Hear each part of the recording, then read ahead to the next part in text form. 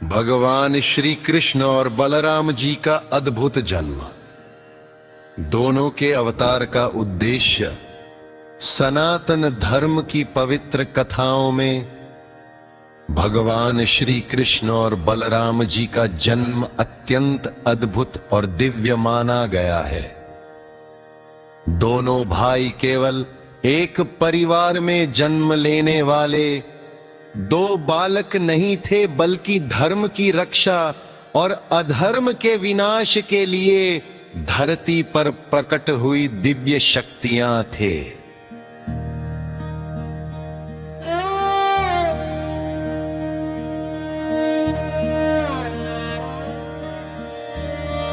दंड जब धरती पर बढ़ गया था धर्म, द्वापर युग में जब अत्याचार बढ़ने लगा, राजा और शक्तिशाली लोग अपनी शक्ति का दुरुपयोग करने लगे और धर्म कमजोर पड़ने लगा, तब पृथ्वी माता दुखी होकर देवताओं के पास पहुंची।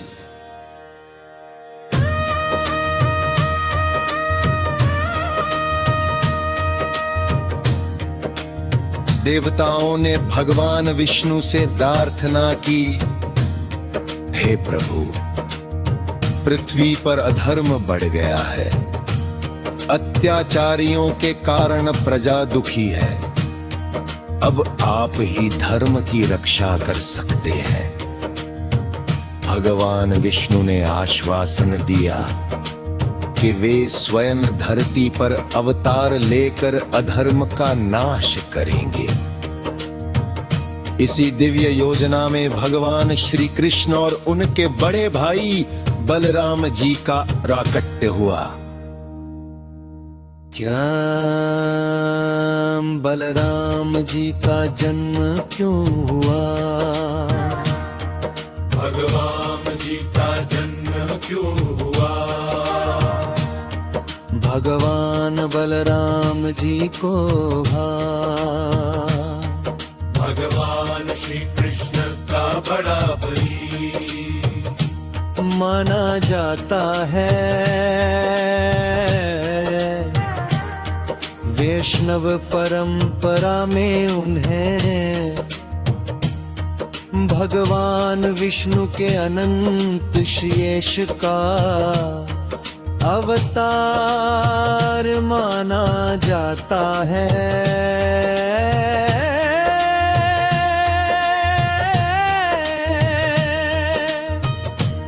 बलराम जी का एक विशेष नाम संकर्षण भी है।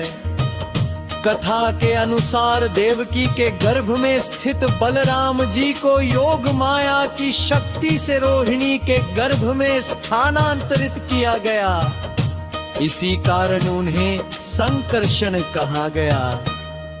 बाद में उनका जन्म रोहिणी, बाद में उनका जन्म रोहिणी माता के गर्भ से हुआ और वे श्री कृष्ण के माता के गर्भ से हुआ और वे श्री कृष्ण के बड़े भाई बने।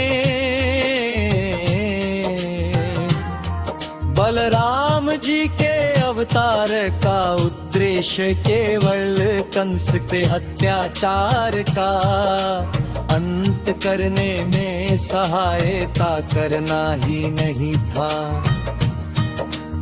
वे श्री कृष्ण के दिव्य कार्यों में उनके सहायक बने, धर्म की स्थापना में सहयोग किया और अपनी शक्ति से अधर्मियों का सामना किया। उनके हाथ में हल और मूसल उनकी शक्ति और कृषि जीवन से जुड़े प्रतीक माने जाते हैं। इसी कारण उन्हें हलधर और बलदाऊ भी कहा जाता है। सौंप श्री कृष्ण के जन्म की अद्भुत कथा। मथुरा में राजा उग्रसेन के पुत्र कंस का अत्याचार बढ़ गया था। एक दिन आकाशवाणी हुई, हे कंस, जिस देवकी की तुम विदाई कर रहे हो उसी देवकी की 8वीं संतान तुम्हारे मृत्यु का कारण बनेगी। यह सुनते ही कंस भयभीत हो गया। उसने देवकी और उनके पति वसुने देवकी और उनके पति वसुदेव को कारागार में बंद कर दिया।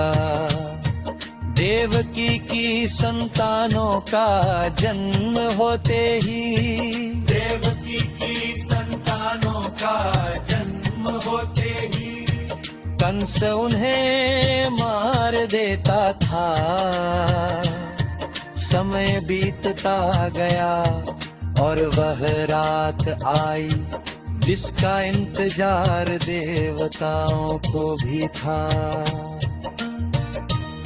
भाद्रपद मास की कृष्ण पक्ष की अष्टमी की मध्य रात्रि में कारागार के भीतर भगवान श्री कृष्ण का दिव्य प्राकट्य हुआ। कथा में वर्णन आता है कि भगवान ने वसुदेव और देवकी को अपने दिव्य स्वरूप में दर्शन दिए और कहा कि वे उन्हें गोकुल ले जाकर नंद बाबा और यशोदा माता के घर जन्मी कन्या के साथ बदल दें। वसुदेव जी का गोकुल जाना। वसुदेव जी ने भगवान श्री कृष्ण को एक टोकरी में रखा और आधी रात को एक टोकरी में रखा और आधी रात को कारागार से बाहर निकल पड़े। अद्भुत रूप से कारागार के द्वार खुल गए और पहरेदार गहरी नींद में सो गए। बाहर यमुना नदी में जल का प्रवाह तेज था। वसुदेव जी श्री कृष्ण को सिर पर लेकर यमुना पार करने लगे। कथा के अनुसार जब यमुना जी ने भगवान के चरणों को स्पर्श किया तो उनका मार्ग सुगम हो गया। भगवान के ऊपर शेष नाग ने अपने पनों से छत्र पकाकर वर्षा से अपने पनों से छत्र पकाकर। आप लोगों को हमारा ये वीडियो कैसा लगा? अगर आपको हमारा वीडियो पसंद आया हो तो प्रेम कुमार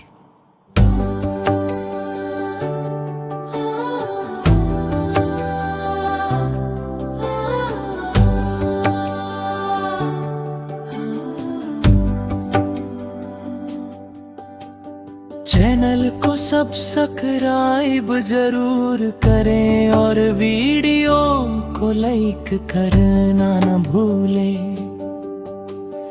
अपने दोस्त रिश्तेदारों और घर परिवार के लोगों के साथ इस वीडियो को ज्यादा से ज्यादा शेयर करें। हमारे चैनल पर आपको ऐसी ही अद्भुत कहानियां, देशभक्ति से जुड़ी प्रेरणादायक कहानियां और दिल को छू लेने वाली रोमांटिक कहानियां सुनने को मिलती रहेंगी।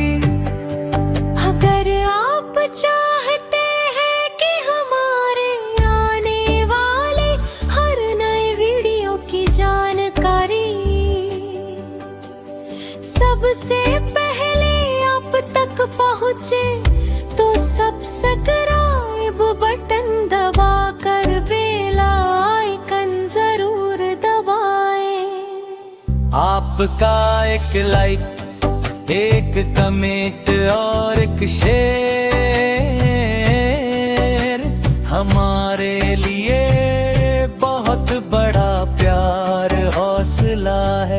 जुड़े रहिए प्रेम कुमार बिरमपुरी के साथ।